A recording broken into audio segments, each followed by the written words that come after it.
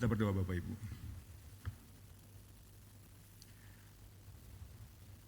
Tidak ada kata yang melebihi atau yang dapat mewakili perasaan kami saat ini kecuali bersyukur kepada Tuhan.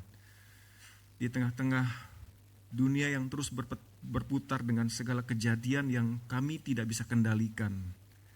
Tapi kami tahu kami punya Allah yang berkuasa, yang berdaulat, yang mengatur seluruh isi dunia ini. Sehingga kami boleh dengan tenang dan damai, boleh mempercayakan seluruh hidup kami kepada Tuhan. Pagi hari ini ya Tuhan, bukti kasih-Mu nyata. Engkau mengampuni dosa kami, dan Engkau mengundang kami untuk bisa menyembah, memuji Tuhan. Dan bahkan Tuhan, Engkau selalu sediakan waktu-Mu untuk mau berbicara. Karena Engkau tidak pernah mau membiarkan kami apa adanya. Engkau mengasihi kami sehingga Engkau mau membuat kami semakin serupa dengan Kristus, Putra-Mu yang kudus itu. Tuhan, waktu yang berharga ini biar kiranya Engkau sendiri yang menolong kami, memampukan kami, mengutus Roh-Mu untuk menaungi hati kami dan pikiran kami, supaya waktu kami membaca dan mendengarkan penguraiannya, kami menangkap isi hati Tuhan yang kami perlu lakukan di dalam hidup kami. Kami sungguh-sungguh membutuhkan pertolongan Tuhan, bukan sekedar lip service kami menaikkan doa ini, tapi kami bergantung penuh pada pertolongan dari Allah Roh Kudus. Kami percaya Engkau mendengarkan doa kami, dan Tuhan berbicaralah. Hati kami rindu mendengarkan Engkau. Di dalam nama Tuhan Yesus kami berdoa. Amin. Silakan duduk Bapak Ibu.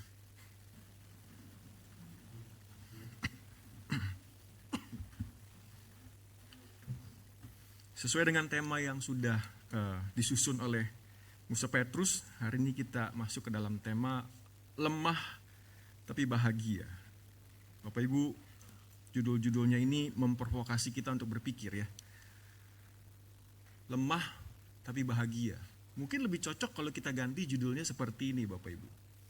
Lemah kok bahagia gitu ya. Bapak Ibu, saya tidak bermaksud menyindir Bapak Ibu yang usianya sudah senior. Papa mama saya juga ada di sana, sudah senior.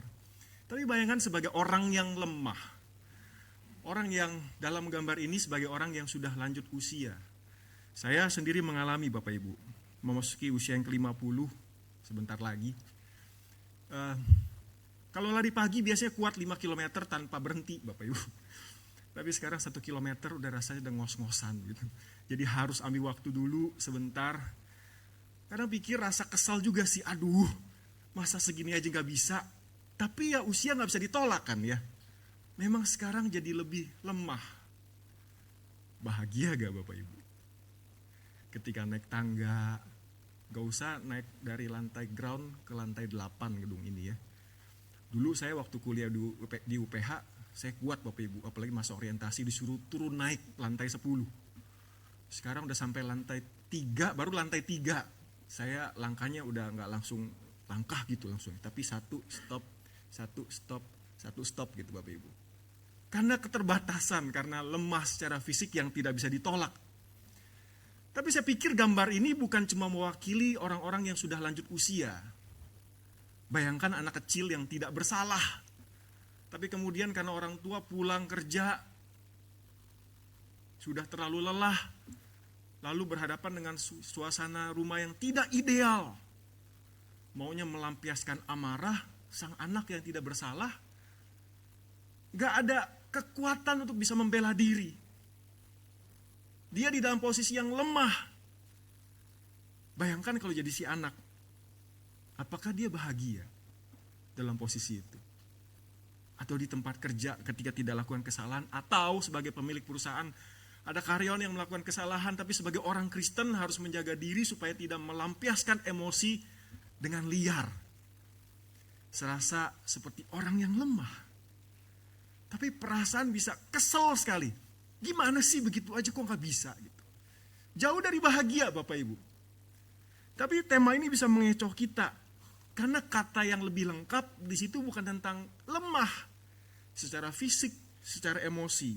Firman Tuhan bersama-sama kita akan baca dari Tuhan Yesus sendiri dalam khotbah di bukit pasal 5 ayat 5 Matius. Firman Tuhannya bilang begini Bapak Ibu Saudara. Mari kita baca sama-sama ya. 2, 3. Berbahagialah orang yang lemah lembut, karena mereka akan memiliki bumi. Berbahagialah bukan orang yang lemah, tapi berbahagialah orang yang lemah lembut. Walaupun bahasa Indonesia juga kurang bisa mewakili, Bapak Ibu Saudara, nanti kita akan lihat sama-sama ya. Saudara, seperti kita sudah sama-sama merenungkan, ini yang ketiga ucapan berbahagia dari Tuhan Yesus. Jangan lupa semua kalimat yang diajarkan oleh Yesus seakan-akan itu kontradiksi, berlawanan satu sama lain. Bagaimana mungkin miskin tapi bahagia, lemah lembut tapi bahagia, berduka cita tapi bahagia. Jangan lupa, ini adalah khotbah di bukit yang kita tahu Injil Matius itu banyak berbicara tentang kerajaan sorga, tentang kerajaan Allah. Jadi ini adalah ciri-ciri warga kerajaan Allah. Kalau masuk ke dalam kerajaan Allah, harus punya sikap hati yang miskin di hadapan Allah. Harus punya hati yang berduka cita terhadap kondisi yang berdosa, dunia yang berdosa. Nah, di dalam bagian ini yang akan kita bahas sama-sama, lemah lembut. Hanya orang yang lemah lembut, dialah yang cocok. Dialah yang memenuhi ciri-ciri sebagai warga kerajaan Allah. The citizens of the kingdom. Saudara, jangan lupa, waktu Tuhan Yesus menyampaikan khotbah di bukit. Kalau saudara pernah nonton film The Chosen, di situ ada satu gambaran, yang hadir itu bukan cuma murid-murid. Tapi yang hadir itu ada para pengawas. Orang-orang serdadu, prajurit, bahkan perwira orang-orang Romawi yang waktu itu sedang di dalam penjajahan, menjajah orang-orang Yahudi di tanah Kanaan. Konteksnya, situasinya adalah orang Israel, orang Yahudi sedang dijajah oleh orang Romawi. Mereka terbiasa ketika datang ke tax booth, petugas kantor pajak yang menginterogasi mereka, mencecar mereka, begitu kasarnya, kadang-kadang mengumpat mereka. Mereka terbiasa dengan berhadapan dengan orang-orang yang seperti itu, belum serdadu yang seenaknya memperkosa, menindas orang-orang yang kasar di lapangan. Mereka tahu situasinya. Tuhan Yesus juga tahu situasinya. Saudara, sebagai orang-orang yang terjajah, yang diintimidasi, yang diteror, yang dalam kondisi yang lemah, saudara, mudah bagi mereka untuk bisa membalas sebenarnya. Kalau bukan terang-terangan secara ekspresi luar, balas mengumpat, mereka dalam hati mungkin mengumpat, mencaci maki, bahkan kalau tidak jaga pikiran, tidak jaga hati, mereka sudah berencana untuk membunuh. Saudara, ini konteksnya, ini situasi yang sedang dihadapi. Dan itu sudah membentuk pola pikir dan budaya orang-orang zaman itu. Dan Tuhan Yesus tahu kalau budaya itu sifatnya menular. Itu sangat bisa mempengaruhi. Saudara, kalau ngelihat orang nguap, kita bisa ikutan nguap ya. Gampang sekali. Seperti itulah budaya. Gampang sekali menular. Dan Tuhan Yesus tahu. Oleh karena itu, dia menyampaikan bagian firman Tuhan yang tadi kita baca. Dia mengajar berbahagialah orang yang lemah lembut, karena mereka akan memiliki bumi. Saudara, konteks penjajahan Romawi akhirnya sebenarnya memaksa orang-orang saleh, orang-orang yang mau taat pada kehendak Tuhan, orang-orang yang mau berusaha hidup kudus di hadapan Tuhan. Mereka dipaksa akhirnya melalui pengajaran firman Tuhan ini punya sikap hati yang benar.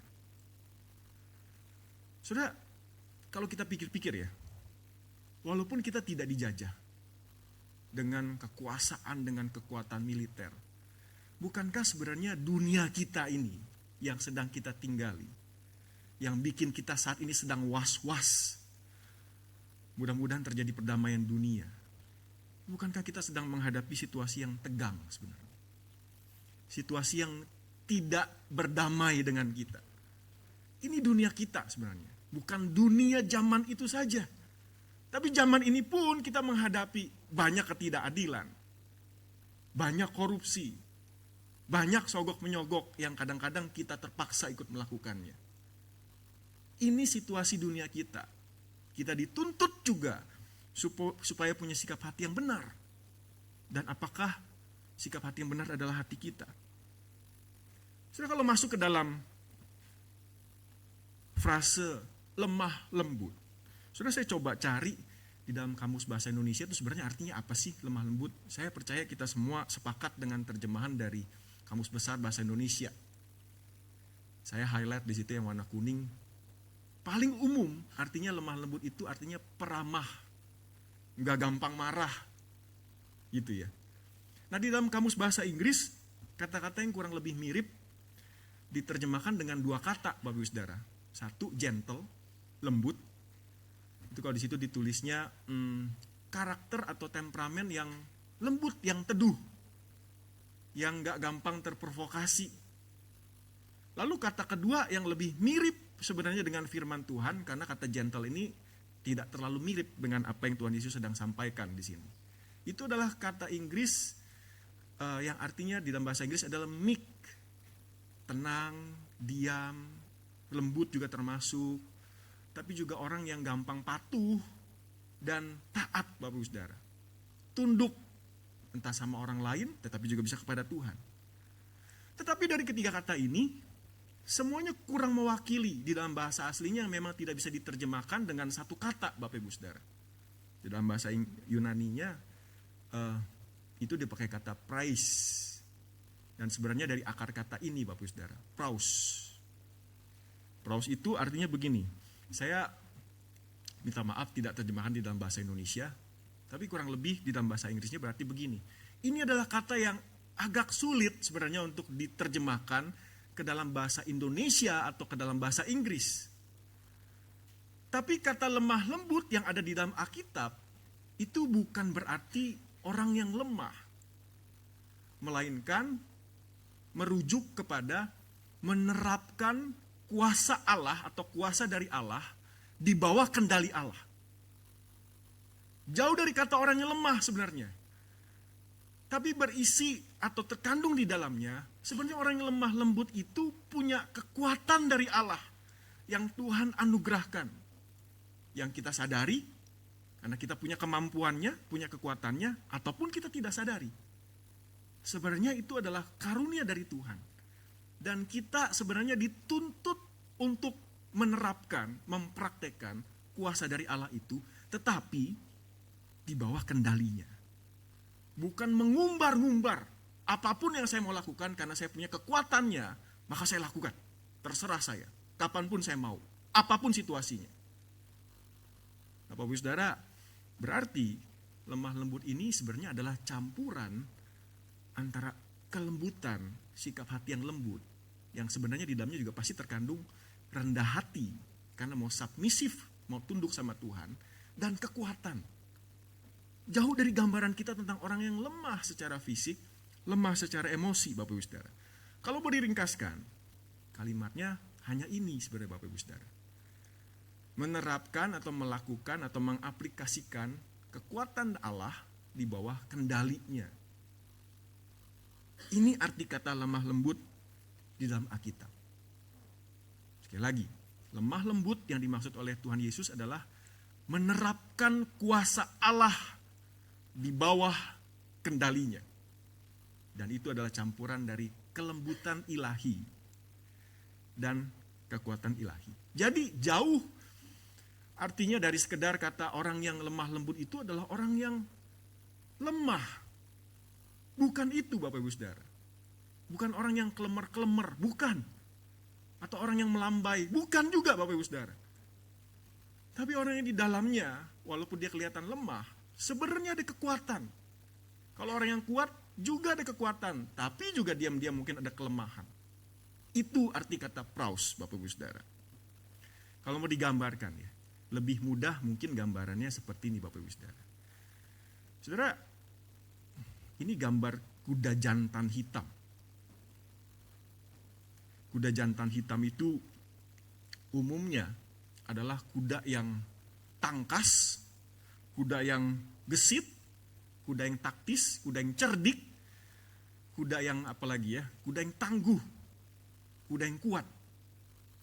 Tapi Bapak Saudara, kuda jantan hitam yang belum pernah ketemu dengan manusia atau belum pernah ditundukkan oleh manusia, kuda jantan seperti ini sebenarnya adalah kuda jantan yang liar, Bapak Ibu Saudara. Saya pikir ya, kita itu sebelum kenal Tuhan juga kita liar banget. Sebelum kenal Tuhan, kita bisa tepuk dada. Tapi sebenarnya setelah kenal Tuhan pun, kita juga bukan kadang, malah sering mungkin. Kita ini seperti kuda jantan hitam yang liar ini, Bapak Ibu Saudara. Saudara, kategorinya bisa begini. Saudara punya uang, bisa beli apapun, bisa pergi kemanapun, bisa makan apapun. Saudara punya kepandaian, keahlian, saudara mau kerjakan apapun, saudara mau pikirkan strategi apapun, saudara mau rencanakan apapun, saudara bisa. Tanpa tanya sama Tuhan. Benar? Loh, saya punya modalnya. Saya punya kuasanya, saya punya uangnya, saya punya waktu. Ya, lakukan saja. Gak perlu tanya Tuhan. Kita seringkali seperti itu loh Bapak Ibu Saudara. Apalagi kalau hidup kita kebiasaannya sudah seperti itu. Autopilot. Jarang kita menundukkan keliaran kita dengan bertanya, Tuhan, apakah ini yang Tuhan mau? Apakah caranya harus seperti ini Tuhan? Atau Engkau adalah Allah yang kreatif yang punya cara lain? Apakah tempatnya ini Tuhan? Apakah waktunya ini Tuhan? Saudara, kita semua, saya percaya, harus ditundukkan oleh Tuhan. Karena kita memang sudah punya kuasanya. Itu pun harusnya kita akui, segala yang kita punya itu asalnya dari Tuhan. Kita perlu joki yang adalah Allah kita. Baru setelah itu kita bisa menjadi kuda liar, kuda jantan yang berguna bagi Tuhan. Kalau kita mengakui bahwa semua itu berasal dari Tuhan dan semuanya itu ada di bawah kendalinya. Sudah, kalau mau diringkas, lemah lembut, Henry dan Richard Blackaby, saya selalu mengutip mereka karena saya suka buku renungan yang sangat baik sekali saya pikir. Mereka bilang begini, kelemah lembutan itu berarti menundukkan kehendak kita kepada Sang Tuan. Kelemah lembutan itu bukan artinya tunduk kepada setiap orang, melainkan meminta arahan dari Allah. Membiarkan Tuhan yang membela hak-hak kita, bukan membela kita. Natur asli kita secara otomatis ingin membela diri. Kelemah lembutan juga berarti menerapkan pengendalian diri yang dihasilkan karena percaya sepenuhnya pada Allah. Sudah, kalau kata menundukkan itu pasti merujuk kepada kita harus punya rendah hati. Maka mempercayai Allah itu juga merujuk pada iman kepada Allah. Saudara, dari segala yang kita sudah sama-sama dengarkan dan pelajari, bagaimana kita mempraktekkan praus lemah lembut di dalam konteks kehidupan kita. Saudara, satu kali di dalam situasi konseling, saya ngobrol sama seorang sahabat rohani saya. Dia bilang begini, lu tuh punya kemarahan yang besar dalam diri. Dan gak punya perasaan, dia bilang begitu. Saudara, dia menggambarkan saya seperti ini. Lu tuh ya, kalau lu udah marah ya, lu akan samperin orang itu. Tapi ini metafora. Lu akan samperin orang itu, lu gak akan banyak ngomong. Lu gak akan maki-maki, gak akan marah. Tapi lu keluarin pedang lu langsung tebas tangannya sampai putus, terus lu balik, gak merasa bersalah. Saudara, saya gak marah ya. Saya lemah lembut kan ya. Saudara, dalam hidup kita bisa begitu juga tuh. Kelihatannya kita tenang di hadapan orang. Tapi gejolak hati siapa yang tahu, Bapak Ibu Saudara. Kelihatannya baik. kelihatannya bijak, kelihatannya lemah lembut. Tapi kita mulai memikirkan rencana-rencana yang tidak kelihatan, yang sebenarnya jauh dari lemah lembut. Tapi sebaliknya kalau orang yang kelihatannya gerasa gerusu, sibuk sana sibuk sini, belum tentu juga dia tidak lemah lembut. Ketika dia mengambil waktu dan tenang, dia tahu nih ini salah semua. Dan dia tanya sama Tuhan. Tuhan, bagaimana saya harus menghadapi situasinya yang sedang kacau ini. Hutang banyak, keluarga bermasalah, urusan di kantor juga kacau, pelayanan sibuk. Itu bikin stres semua Bapak Ibu Saudara. Dan kelihatan biasa dari bahasa tubuh. Tapi ketika mencari wajah Tuhan, bertanya kepada Dia, bahkan ketika segala situasinya tetap tidak terkendali, tapi dia bisa tenang di hadapan Tuhan.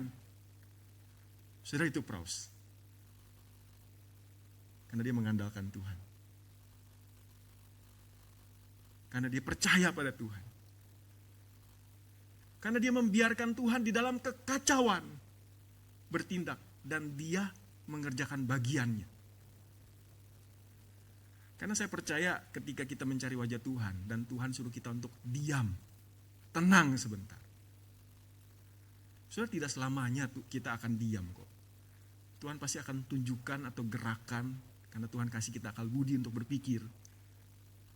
Di dalam doa, dalam pertolongan Allah Roh Kudus, kita akan melakukan sesuatu. Tapi kata kuncinya adalah mencari Tuhan. Bagaimana kita bisa tunduk sama Tuhan, bisa mempercayai Tuhan, kalau kita tidak pernah mencari Dia dan bertanya pada Dia. Saudara, Tuhan Yesus pernah berkata begini, marilah kepadaku semua yang letih lesu dan berbeban berat, aku akan memberi kelegaan kepadamu. Pikulah kuk yang kupasang dan belajarlah dariku, karena aku lemah lembut. Aku rendah hati. Kalau engkau datang kepadaku, memikul kuk yang kupasang, jiwamu akan mendapat kelegaan. Sudah kita belajar di dalam firman Tuhan berulang kali. Yesus di tengah kesibukannya atau sebelum kesibukannya, sebelum memilih 12 rasul, kemudian setelah pelayanan, dia selalu menyediakan waktu untuk cari Tuhan. Dan dia satu-satunya orang yang berani mengatakan, aku lemah lembut, bukan di dalam nada kesombongan. Tapi di dalam sikap yang rendah hati mengakui bahwa saya apa adanya dan saya memang lemah lembut. Tapi pertanyaannya begini Bapak Saudara, beneran gak Yesus lemah lembut? Karena kalau kita membaca ada beberapa bagian firman Tuhan yang menunjukkan Yesus jauh dari lemah lembut di dalam pengertian kita Bapak Ibu Saudara.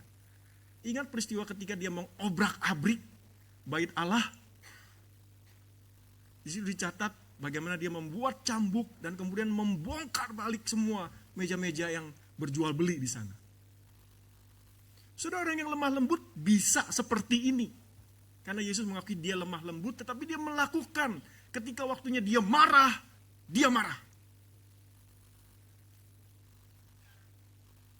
Orang dunia pasti akan mengatakan hanya sekali tidak menunjukkan ekspresi lemah lembut, maka orang itu akan dicap sebagai tidak lemah lembut. Tapi Yesus lemah lembut di dalam ekspresi yang sehat. Ketika dia marah, dia marah. Kemarin waktu di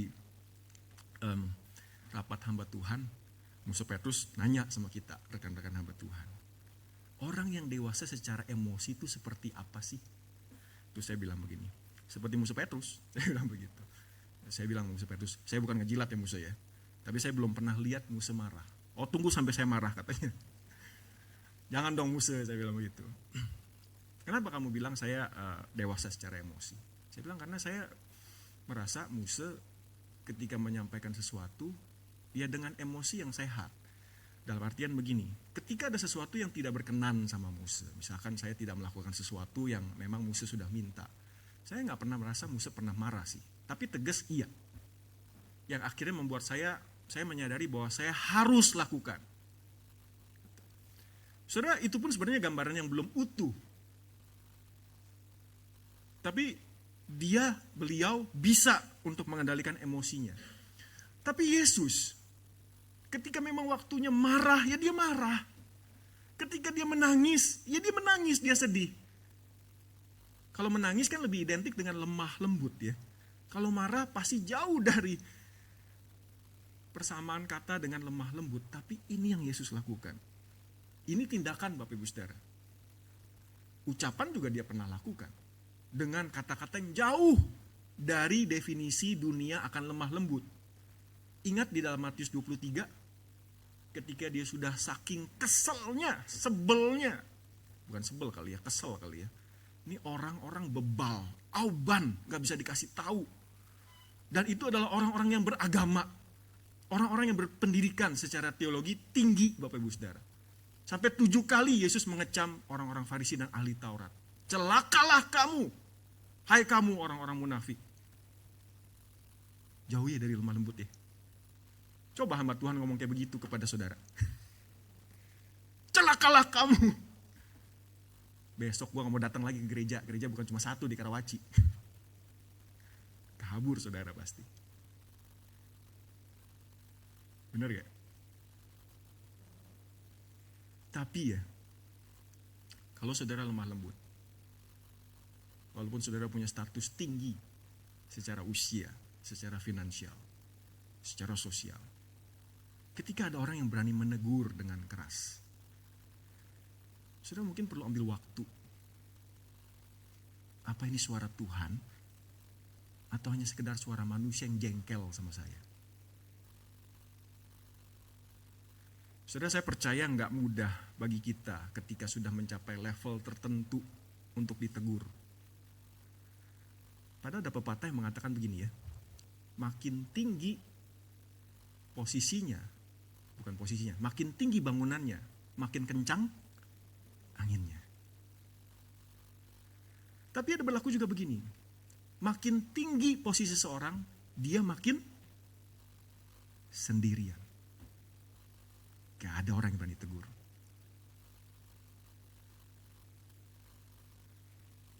Makanya kisah Daud dan Nabi Nathan itu luar biasa. Daud di dalam posisinya sebagai yang tertinggi di dalam kerajaan sebagai raja. Tapi ketika ditegur Nabi Nathan yang dia tahu seorang nabi yang tidak bicara sembarangan, seorang nabi yang dipakai Allah, dia mau dengar. Dan dia berkata, aku sudah berdosa kepada Tuhan. Itu lemah lembut. Sudah gak gampang. Boro-boro ditegur orang lain ya. Ditegur istri aja kadang susah. Ya istriku ya.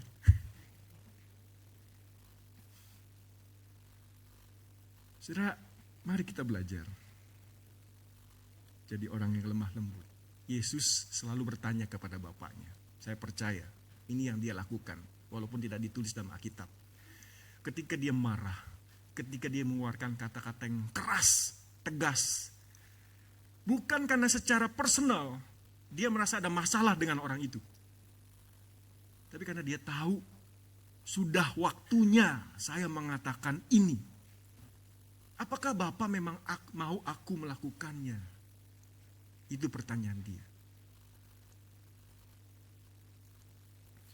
Saudara, Tuhan Yesus, dia bisa panggil ribuan malaikat ketika dia mau ditangkap. Tapi dia izinkan dirinya kemudian ditangkap, disiksa, dibunuh. Saudara, ketika kita dalam posisi yang terancam, dirugikan, yang kita pikirkan umumnya dan secara natural adalah diri kita.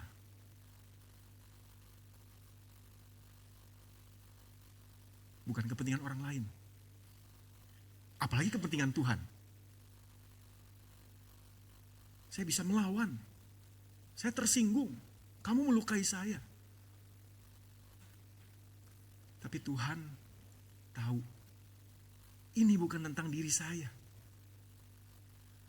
Ini tentang melakukan kehendak Tuhan dan kebaikan, keselamatan seluruh manusia. Yesus dapat membela dirinya, tapi dia memilih untuk terserah kepada Bapaknya. Bukan sekedar berserah lagi Bapak Ibu Saudara. Beda ya, berserah dengan terserah. Dan dia percaya penuh kepada Bapa. Saudara, manusia ini pada umumnya begini ya. Pikiran kita dan perasaan kita kemudian akan menghasilkan kehendak kita. Lalu dari kehendak kita, maka kemudian muncullah ekspresi luar, bahasa tubuh kita. Kalau kita nggak senang, muka kita berubah. Lalu juga ucapan kita. Lalu kemudian tindakan-tindakan kita, perbuatan-perbuatan kita yang orang lain bisa baca semuanya.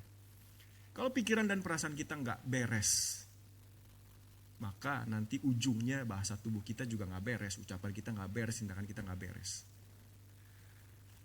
Gimana supaya pikiran dan perasaannya beres? Bapak Saudara bisa tebak pasti. Dari mana sumber pikiran dan perasaan? Hati kita, Bapak Saudara. Make sure, pastikan hati kita beres. Beberapa waktu lalu, ini bukan beberapa waktu lalu ya, beberapa puluh tahun lalu ya, gelang tentang WWJD, What Would Jesus Do? Saya kira ini bisa mengingatkan kita, setiap kali kita dipancing untuk tidak jadi orang yang lemah lembut. Bukan cuma lembut Bapak Ibu Saudara ya, tapi ketika Tuhan berkata, marahlah. Tapi kita menahan emosi kita. Kita tidak marah. Kita memendam. Sebenarnya itu juga gak bagus buat diri sendiri sih. Tapi pastikan itu juga adalah marah yang sehat. Maka kita sedang melakukan kehendak Tuhan. Mungkin pertanyaannya bisa begini Bapak Saudara. Apa yang Bapak akan pikirkan kalau saya melakukan ini? Kalau saya melakukan itu? Saya mengucapkan ini? Apa perasaan Bapak? Apakah emosi saya dengan emosi Bapak itu sama? Ketika kita sudah memastikan bahwa memang ini yang Tuhan mau saya lakukan, ini yang Tuhan mau saya ekspresikan, lakukan Bapak Ibu Saudara. Bapak Ibu Saudara, yang terakhir, firman Tuhan tadi bilangan begini kan ya, berbahagialah orang yang lemah lembut, karena mereka akan memiliki bumi. Kalau mau dihilangkan berbahagialah dan karenanya maka janji Tuhan. Jadi orang yang lemah lembut itu maka akan memiliki bumi. Artinya apa sih Bapak Ibu Saudara? Saya coba cari-cari, search, baca tafsiran, kemudian juga Google. Waduh, banyak sekali pengertiannya. Tapi kalau mau disimpulkan kurang lebih bisa kita berpikir seperti ini ya Bapak Ibu Saudara ya. Seperti, maksudnya apa ya memiliki bumi ya? Bapak Ibu Saudara kita tahu ya. Siapa sih pemilik bumi sebenarnya? Bukan kita sudah pasti ya. Tapi Tuhan ya. Pemilik bumi itu pasti Tuhan. Tapi siapa kita yang sudah percaya Tuhan? Firman Tuhan katakan kita adalah anak-anak Allah. Anak-anak sang pemilik bumi. Tapi apakah itu berarti memang kita satu saat nanti akan memiliki, atau saat ini bahkan, akan memiliki bumi? Faktanya, kita tunduk sama pemerintah yang gak sempurna. Kita ada di dalam komunitas dunia global yang sedang kacau. Gimana kita memilikinya? Bapak Ibu Saudara pernah gak dalam situasi yang ketika berhadapan dengan orang lain, Bapak Ibu Saudara berhasil menjadi orang yang lemah lembut. Dan kemudian orang yang tadinya berseberangan dengan Bapak Ibu Saudara, akhirnya dengar, submisif, tunduk sama Bapak Ibu Saudara. Dan bukannya terus berlawanan dengan bahasa, dengan ucapan, dengan pemikiran yang masuk akal dan lemah lembut. Orang itu justru berdamai dengan Bapak Ibu Saudara. Saya kira itu gambaran yang lebih pas. Yang mengatakan bahwa kita adalah pemilik bumi ketika hubungan kita dengan orang lain. Dia mungkin masih bermasalah dengan saya, masih marah sama saya, masih kecewa dengan saya. Tapi saya sudah clear. Saya sudah beres karena saya melakukan apa yang Bapak mau. Jadi kalau kamu marah sama saya, itu tidak ada pengaruhnya. Karena di dalam diri saya, damai sejahtera itu tidak bisa diambil dan tidak bisa dipengaruhi oleh apapun. Saya akan memerintah bersama dengan Bapak, dengan Tuhan, dengan Allah. Itu saat ini. Berhadapan dengan orang yang bagaimanapun, tidak akan mempengaruhi saya. Tapi someday, nanti, sungguhan, katanya bumi ini akan dihancurkan. Dan kemungkinan besar memang akan hancur. Kalau sampai ada perang dunia ketiga, bayangin itu perang nuklir seperti apa ya. Lebih dari sepertiga bumi benar-benar hancur Bapak Ibu Saudara. Satu bom nuklir aja bisa menghancurkan sepertiga dunia. Tapi nanti ketika Yesus datang kedua kali dan dia pulihkan, kita hidup dalam bumi yang baru dan langit yang baru. Sebagai ahli waris kita akan memiliki dunia ini. Sungguh-sungguh tidak ada permusuhan lagi. Karena orang-orang yang tidak percaya Tuhan, yang tidak mau lemah lembut, mereka akan hidup di dunia yang lain. Bukan di dunia, di bumi dan langit yang baru. Saudara, oleh karena itu, maka firman Tuhan ini berlaku bagi kita. Berbahagialah orang yang lemah lembut, karena mereka akan memiliki bumi. Kesimpulannya Bapak Ibu Saudara, sederhana. Jadilah orang yang lemah lembut. Mau orang yang hebat, orang yang kuat, tundukkan itu di hadapan Allah. Tapi bagi mereka yang lemah, jangan percaya pada penilaian dunia bahwa kita lemah. Karena di dalam lemah lembut itu ada kekuatan dari Tuhan. Maka lemah tapi bahagia. Amin. Mari kita berdoa.